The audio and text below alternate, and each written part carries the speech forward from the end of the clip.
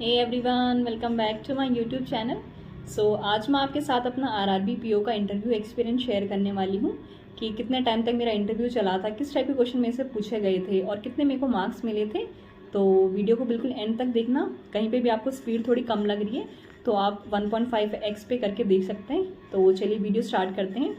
तो जो मेरा इंटरव्यू था वो मॉर्निंग शिफ्ट में था और सबसे पहले जैसे आपको पता है कि आपका एडमिट कार्ड चेक होता है और उसके बाद में आपको एंट्री मिलती है। तो मेरा भी वैसे ही था कि एडमिट कार्ड चेक हुआ, उसके बाद में एंट्री दी और एंट्री देने के बाद में पैनल अलॉट हुआ था। तो जो मेरा पैनल था वो पैनल 4 था।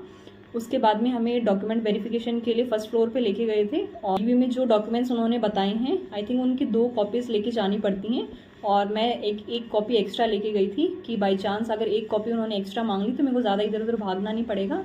इसलिए मैं 3 कॉपीज़ लेके गई थी। जितने डॉक्यूमेंट आपको बताए हैं उसकी एक एक्स्ट्रा कॉपी ही लेके जाना आप। तो मेरा डीवी स्मूथली हो गया था क्योंकि मेरा डीवी होने के बाद में जैसे मेरा पैनल 4 था तो पैनल 4 के रूम के बाहर बिठा दिया था। उसके बाद 1 बाय 1 सबकी चांस आ रही थी।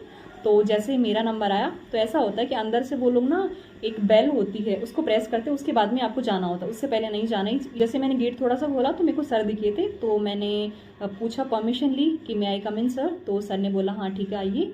तो जैसे ही मैं अंदर गई तो मैंने देखा कि 4 सर हैं और एक मैम है। तो मैंने एंटर करते ही सबसे पहले मैंने मैम को विश किया था, उसके बाद में मैंने सर को किया था।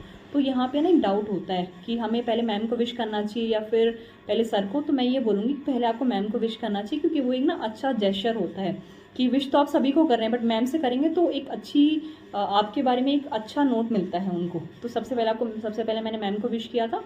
उसके बाद में मैं बैठी नहीं थी, मैं खड़ी ही थी। तो क्योंकि उनके बोलने से पहले आपको बैठना नहीं है तो सर ने मेरे को बोला कि बैठ जाइए। तो मैं बैठ गई थी। उसके बाद में सर ने मेरे को बोला था कि डिस्टेंस भी काफ़ी है तो अगर आप कंफर्टेबल हैं तो आप मास्क हटा सकती हैं। तो मैंने मास्क हटाया था। चेयरमैन जो सर थे उन्होंने मेरे से पूछा था कि इंट्रोड्यूस योरसेल्फ। तो मैंने अपने बारे में सब कुछ बताया था कि मैं कहाँ से बिलोंग करती हूँ, मेरी क्वालिफिकेशन क्या है, फैमिली में कौन कौन है सारी, और मेरी हॉबीज़ क्या है, स्ट्रेंथ क्या है, जो भी चीज़ें होती हैं। क्योंकि ये एक क्वेश्चन तो होता है जो सब रट्टा मार के जाते हैं, तो मैंने भी वैसे ही बता दिया सब कुछ। फिर उन्होंने मेरे से पूछा कि जिस डिस्ट्रिक्ट से मैं बिलोंग करती हूँ तो उन्होंने मेरे से पूछा कि अच्छा आप अपने डिस्ट्रिक्ट के आसपास में जितने भी हिस्टोरिकल प्लेसेस हैं उन सब के बारे में बताइए, कौन कौन से मंदिर हैं, ये सारी चीज़ें उन्होंने मेरे से पूछी थी। तो ये मैंने बता दिया था।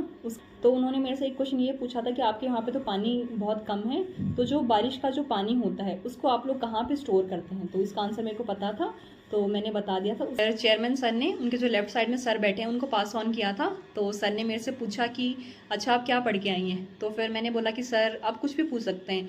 तो फिर सर ने स्माइल करके ऐसे बोला था कि आप सोच लो हम कुछ भी पूछ लेंगे।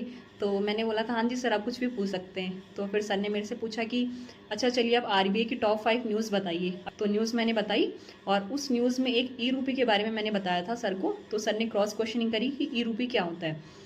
फिर ई रूपी मैंने उन्हें बता दिया था। उसके बाद में जो न्यूज़ मैंने बताई थी उसमें मैंने एनपीसीआई और एसएचजी के बारे में बोला था। तो जो मैम बैठी थी तो मैम ने मेरे से एनपीसीआई की फुल फॉर्म पूछी तो वो मैंने बता दी थी। फिर उसके बाद में एसएचजी के बारे में, तो एसएचजी के बारे में ऐसा हुआ था, जो गड़बड़ हुई थी वो मैं आपको बताती हूँ कि मैंने ऐसे बोल दिया था कि एसएचजी का जो कॉन्सेप्ट है वो हमने बांग्लादेश से कॉपी किया है। तो मैम ऐसी थोड़ी ऐसे अजीब तरह से मेरे को देख रही थी। तो मैम बोल रही थी अच्छा हमने कॉपी किया है। तो मैंने मैम को बोला था कि नहीं ma'am I take my words back, flow में निकल गया, वो अडॉप्ट किया था हमने। तो मैंने बोला हाँ अभी ठीक है। फिर एसएचजी के बारे में मैंने पूरा बताया था। तो आप जो भी बोलते हैं ना थोड़ा कुछ सोच समझ के बोलना। ये मेरी गलती थी कि मैंने ऐसे बोल दिया था कॉपी किया है, बल्कि कॉपी नहीं किया था, अडॉप्ट किया है हमने। जो चेयरमैन सर के फर्स्ट राइट साइड में जो सर बैठे थे उनके पास में पास किया था। तो उन्होंने मेरे से पूछा था कि चलिए एसबीआई के बारे में बताइए। तो एसबीआई के बारे में मैंने जैसे बताया कि एसबीआई 1 जुलाई 1955 को फाउंड हुआ था, उसके चेयरमैन कौन हैं। तो एक चीज़ मैं आपको बताऊंगी कि जो चेयरमैन का नाम मैंने बताया था तो या तो आप ऐसे बोल सकते हैं कि मिस्टर दिनेश कुमार खारा, या फिर मैंने उन्हें बोला था कि दिनेश कुमार खारा जी, या तो आप जी लगाएंगे या फिर स्टार्टिंग में मिस्टर बोलेंगे। तो पर्सनैलिटी को शो करता है कि आप रिस्पेक्टफुल हैं बाकी जो आपके सीनियर्स हैं उन सबको लेके। SBI is too big to fail. तो उन्होंने मेरे से पूछा था कि अच्छा और कौन से बैंक है टू बिग टू फेल वाली कैटेगरी में, कोई भी ये जो पब्लिक सेक्टर बैंक है ये आते हैं या फिर जो प्राइवेट बैंक्स हैं। तो मैंने बोला था कि नहीं सर पब्लिक सेक्टर बैंक कोई भी नहीं है, बस एसबीआई है, और private bank HDFC and ICICI bank है। फिर उन्होंने वहीं से मेरे से क्रॉस क्वेश्चनिंग करी कि अभी यश बैंक का जो क्राइसिस चल रहा है उसके बारे में आपका क्या बोलना है। तो यश बैंक का जो क्राइसिस था वो मैंने अच्छे से पढ़ा था, तो मैंने उनको बता दिया। फिर वो थोड़े ना ऐसे इंस्टिगेट करने की कोशिश कर रहे थे कि जैसे राणा कपूर है तो उन्होंने कुछ फ्रॉड किया था यश बैंक में, तो उसके बारे में वो बोल रहे थे कि उन्होंने ऐसे किया ऐसे किया। तो फिर मैंने उस टाइम पे कुछ भी नहीं बोला, क्योंकि वो ना सुनना चाह रहे थे, क्योंकि सबको पता है कि फ्रॉड किसने किया। बट ऐसा होता है ना कि वो आपसे सुनना चाहते हैं कि आप लोगों के बारे में क्या सोचते हैं। तो मैंने वहाँ पे कुछ भी नहीं बोला था। जो चेयरमैन सर के सेकंड राइट में जो सर बैठे हैं उनके पास में पास हुआ था, तो सर ने मेरे से पूछा कि चलिए बैंकिंग की नॉलेज तो आपकी काफ़ी अच्छी है, तो अभी आपकी सब्जेक्टिव नॉलेज भी चेक की जाए। तो मैंने पूछा हाँ जी सर पूछ सकते हैं आप। तो फिर सर ने बोला कि आप पढ़ के आई हैं सच में, या फिर बस ऐसे ही आप और कॉन्फिडेंट शो कर रही हैं अपने आप को। मैंने सर को बोला था कि सर ज़्यादा डीप में नहीं पढ़ा है मैंने, बस ऐसे जो इंपॉर्टेंट चीज़ें हैं वो सारी मैंने पढ़ी हैं। तो उन्होंने मेरे से पूछा था कि आपने मेरे से पूछा कि आपने बीएससी करी है कंप्यूटर साइंस से, तो चलिए वहीं से आपसे पूछते हैं।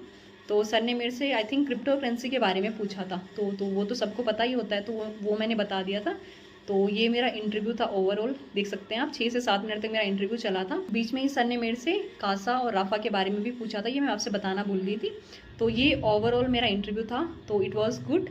मतलब काफ़ी फ्रेंडली थे सर जितने भी थे, मैम भी। और एक डाउट और कि आपका जो इंटरव्यू होता है वो क्या रीजनल लैंग्वेज में होता है, तो वो डिपेंड करता है कि जो आपके पैनलिस्ट हैं उन पर डिपेंड करता है। मेरा एक फ्रेंड है वो पंजाब का है, तो जो उसका जो इंटरव्यू था वो बेसिक मतलब पूरी प्योर पंजाबी में ही था।